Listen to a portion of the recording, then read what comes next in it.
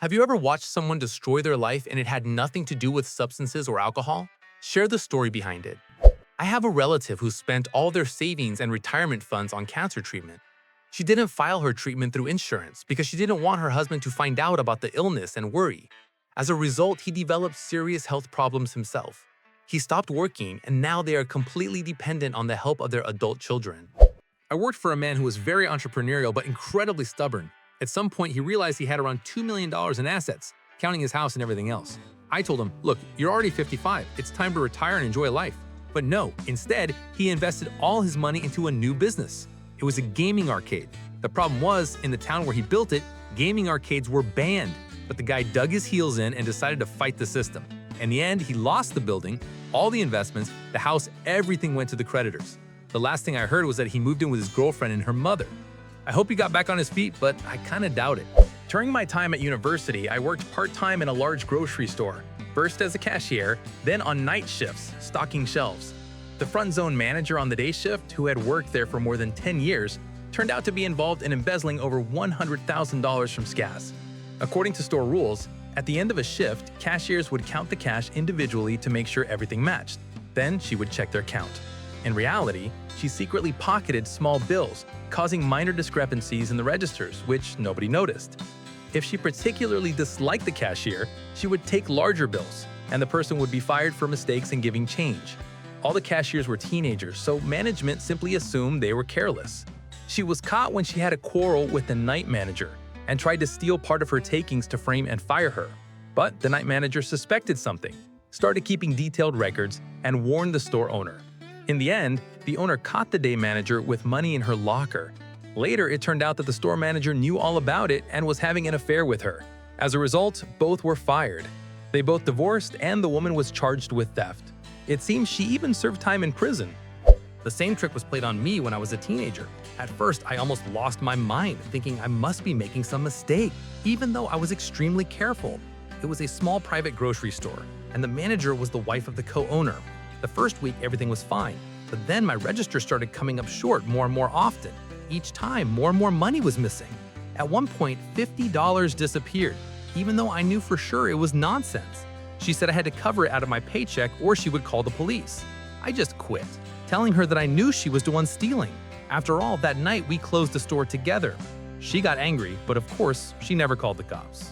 This incident happened in 2023. I was leaving the Undis parking lot. My son was sitting in the back.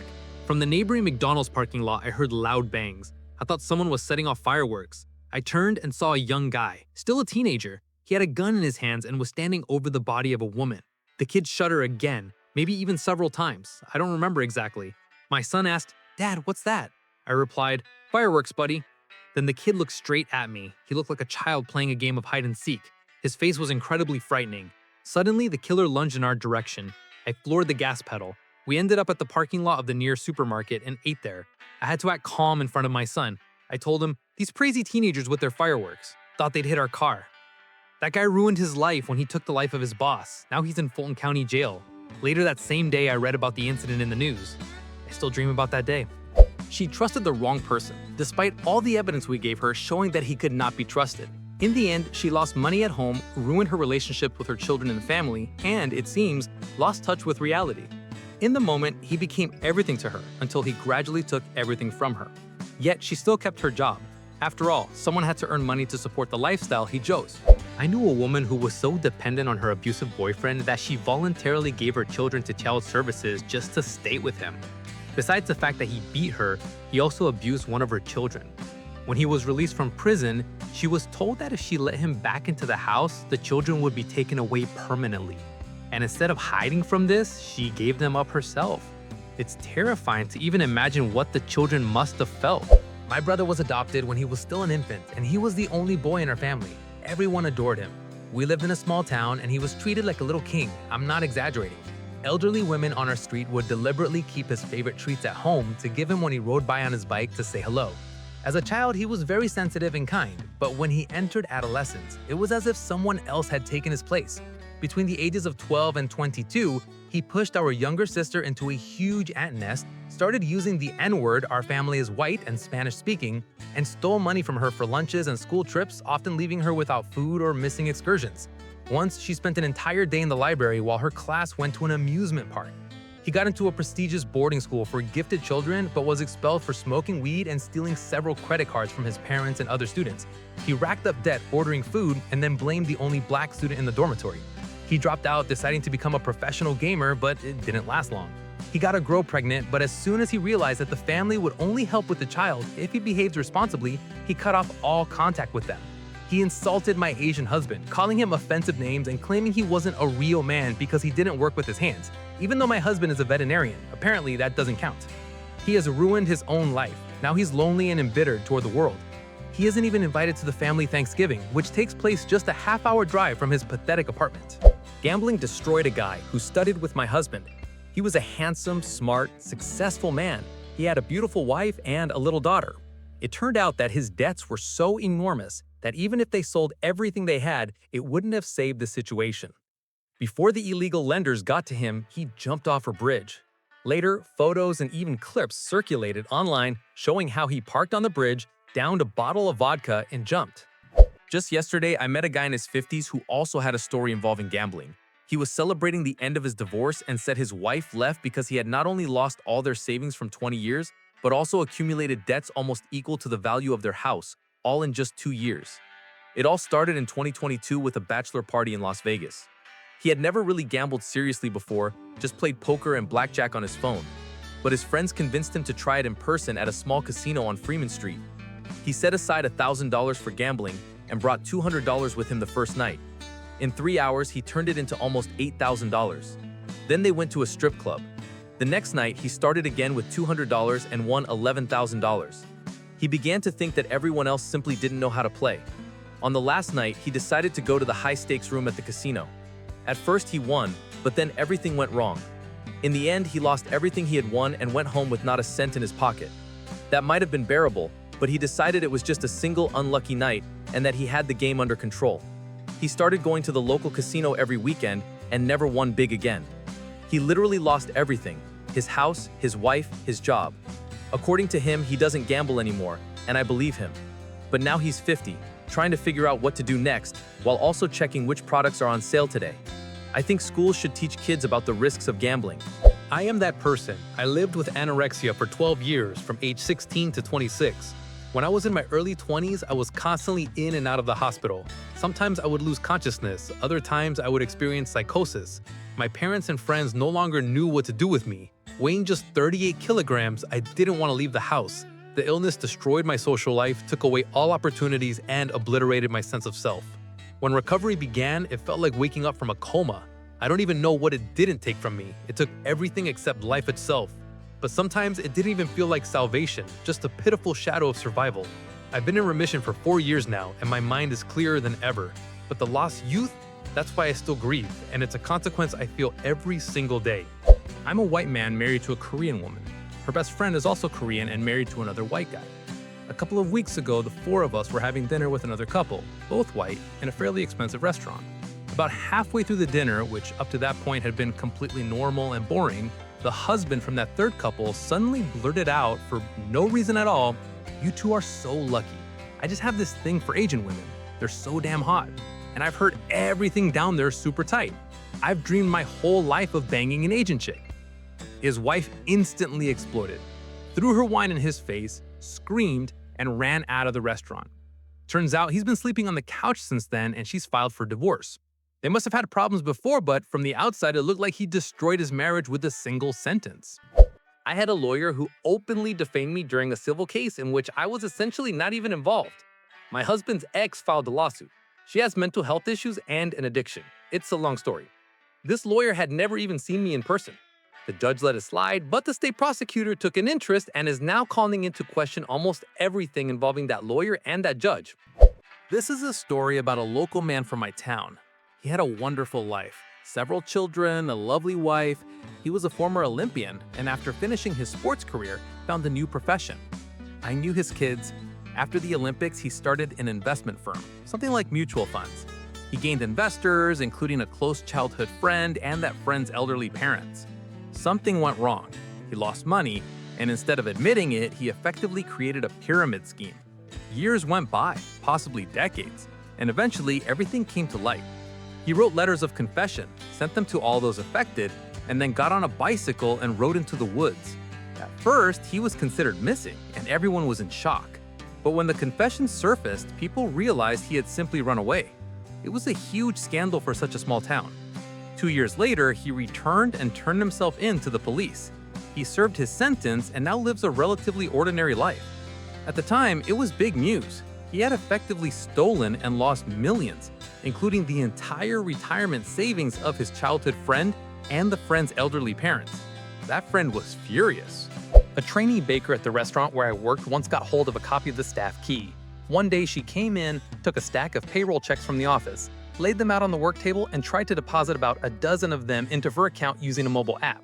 Of course, all of this was caught on the security cameras. I still don't understand what she was thinking or how she could believe that no one would notice. The case turned out to be very straightforward. She was charged with grand theft and several other offenses. She was only 19 at the time and attending college. In the end, she was expelled. She spent some time in jail. I don't know what happened to her afterward. It was a long time ago. I assume she's out now. But my God, what foolishness to destroy your entire life and career in just a few minutes. I had so much credit card debt that I could no longer pay it off. One of the companies sued me. I managed to arrange a consumer agreement which led them to withdraw the case. For 5 years, I paid the agreed amount every month. In the end, I completed the program entirely, and all the debts were forgiven. Now, I only have one credit card with a $50 limit. I use it, for example, to pay for parking where they don't accept debit cards. With such a limit, there's no way I could fall back into debt. I don't have overdrafts on any of my accounts. I don't even want the possibility of abusing credit. I firmly decided never to repeat my old mistakes. My father abused his family, including me, because of his own unresolved traumas. Now he's over 80 and he will die alone, cut off from everyone. I knew a man who didn't deserve what happened to him at all. He was hardworking, risked all his savings, and bought a business. Around the same time, he met a woman, a single mother. Everyone who knew her warned him, stay away from her, she'll ruin your life. He didn't listen. She cheated on him several times and simply abandoned her child and left. He cared for the child for several years until she returned and demanded her back. The little one didn't remember her and didn't want to go with her. Then she accused the man of harassment. He spent everything he had on his defense and lost his business. In the end, he was acquitted when she admitted she had made it all up, but the child suffered serious psychological trauma from the experience. The guy ended up with no money, no friends, and no home. My father trusted a man who was very clever but thoroughly corrupt. He invested money to start a joint business and lost everything, including his house. He refused to declare bankruptcy because he considered it a disgrace. He started over at 53, managed to rebuild his career, but never reached his previous level of prosperity. Despite everything, he always remained a kind and bright person. And I miss him every day. I had 3 buddies right after high school. We decided to make homemade bombs and blow up porta potties. All 3 of them are smart guys, planning to go to college. After the 3rd or 4th explosion, the Bureau of Alcohol, Tobacco, and Firearms caught up with them. One of the friends ratted out the others and went on to live a normal life, while the other 2 served several years in prison. The guys completely threw away all their potential. I watched the friend slowly destroy her life step by step, choosing terrible men. Once, she had it all. She earned enough to buy a house and a car without loans. She invested her money wisely for the future, traveled abroad, and lived the way many people dream of. Then her son ended up in the hospital. One of her boyfriends beat him badly and began stalking her. The next one stole her car, her wallet, and even opened credit cards in her name. The third had an extensive criminal record: stalking, domestic violence, attempted murder. One time, he beat her so badly he almost broke her neck. In the end, she literally lost everything: custody of her son, then her job, her money, her health. Now she's partially paralyzed and lives with her elderly parents. A guy from my neighborhood was a fairly well-known figure in our town and served on the HOA board. He coached a kid's soccer team and was active in the parent committee. Then COVID hit and the lockdown happened and everything came out. It turned out he had another family in a different state. I can't imagine how he even found the time to juggle all of that. I heard this story in the late 1980s. The evening shift manager at a service company that worked with clients often stayed late to reconcile the day's cash and never took vacations. One day, he finally took a week off, and during that time, a client came with a billing question. The cash receipt in hand and the one in the system differed by $20. It turned out the manager had been adjusting and reprinting cash receipts, pocketing the difference. He spent all the money immediately, kept no savings, and acquired no property. After being exposed, he was left penniless and without a job. No charges were filed, The owners decided that the man, who was over 60, had already done enough damage to his own life. My ex-husband, after the start of the pandemic, when we experienced several miscarriages, got involved in far-right communities on Telegram and became radicalized. Gradually, he started hating women, LGBTQ plus people, and basically anyone who wasn't a white man. I only found out when federal police showed up at our home with a search warrant. After that, he became aggressive, and it escalated into outright domestic abuse. At that time, I was pregnant with our second child and couldn't leave. This all happened roughly between 2019 and 2022. I managed to escape midway through my pregnancy at the beginning of 2022. Now he has become a full-fledged neo-Nazi, actively participating in and even leading such groups. Meanwhile, he lives in a park and steals food from stores. And he once had a six-figure salary, a happy family, and a comfortable life. When we met in 2011, he was a good person. For 7 years, we had a very close relationship. Then he changed suddenly and drastically. I knew a woman who got completely caught up in network marketing. She fully bought into all that fake motivation, slogans like "fake it till you make it."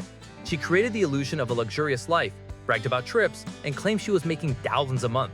She lived a dream and promised to retire her husband soon. In the end, it all collapsed. She ended up buried in debt which she had hidden from her husband. To maintain her status in the company, she kept ordering new batches of products, rented a warehouse to store them, and even dipped into her children's savings. It all ended in divorce and poverty. And for some reason, her ex-husband ended up with all that inventory in the property settlement. I don't know what he did with it afterward. He cheated on his first wife, then helped raise his second wife's son, and then cheated on her too, abandoning both, losing his job, and starting an affair with the first girlfriend he met at a new place. She didn't want to rush while he planned to marry within a year. When his ex-wife found out and apparently came to demand money, he told all his friends and the new girlfriend that she had cancer. He disappeared for a month and then suddenly returned to work as if nothing had happened, claiming he had been caring for his now not ex-wife. He was fired because leave for caregiving needs to be documented. There was another guy similar to him. He also tried to get married a couple of months after meeting someone, but turned out to be abusive, started hanging out in a den of vice, and eventually took his own life. My friend kept going back to a husband who abused and tormented her. Every time after another hospitalization, she refused to press charges and return to him. What he did to her was just awful. In the end, he left her himself. He just got tired. She moved to another city and he continued living as if nothing had happened. Now he's around 50. The guy works in a bar and recently had a child with a colleague who's just over 20. I hope he's changed. But honestly, I'm afraid that people like that don't stop until something or someone finally stops them. My father. In his early 20s, he was a successful mortgage underwriter. Later, he met my mother, and I, my sister, and brother were born. At first, everything was fine, but then things went badly. Despite having practically everything at the time, my father started gambling. At first, it was small amounts, then more and more. He moved from slot machines to betting on horse races. When the housing market collapsed in 2008, things got really bad. He chased the thrill of gambling and got into debt with dangerous people who even threatened our family until the debt was paid. My mother couldn't take it and filed for divorce. After the crisis, she was left with no money, along with 3 children. But she did everything to raise us. She worked tirelessly and eventually became a successful mortgage broker herself. My father, on the other hand, lost everything. Gambling completely consumed him. He started deceiving people for money. He went so far as to steal his deceased father's identity and rack up $30,000 in debt. He even stole all the savings of his girlfriend and lost them gambling. Somehow he was never jailed. I don't understand how he got away with all of it. I ended up being the only child who stayed in contact with him. I understood what addiction was, even though not gambling related, and tried to be there for him in his final years, but I kept my distance, keeping him away from money and personal information. I didn't let him live with me because every time he was under the same roof as someone, he found a way to cheat them. This also happened with my older brother who, out of pity, let him stay. My brother suffers from schizophrenia, and one would think my father, who claimed he had reformed, would show some conscience. But instead, he took my brother's rent money and lost it all. They were evicted, but my mother made sure my brother didn't end up on the street. She bought him a trailer. My father became homeless again, and for several years, none of us spoke to him. Later, he developed serious health problems, diabetes, and heart failure. He was slowly dying. His mother, despite the fact that he had once stolen the identity of her late husband, took him in out of pity. There he died in his sleep, begging us, me, my mother, and my sister, to come see him one last time. But we were planning the trip to Disneyland and decided not to go. He had caused us too much pain. On top of that, he often pretended to be dying to elicit sympathy, and we decided it was just another manipulation. This was the same man who had once lost everything and left my mother alone in the hospital after my sister and I were born as twins via C-section. He beat us in childhood during periods of active gambling. And yet his death was hard for me. I was the only one who heard his confession and regret before he died. But it was too late for him to make things right. His body was turned over to the state. There was no funeral and no one would have come anyway. It's terrifying to realize how gambling changed him. He lost everything and died alone because of the daily choices he made himself. Thank you so much for watching. In the comments below, write about how a person ruined their life. And don't forget to check out our other videos. Hugs, bye!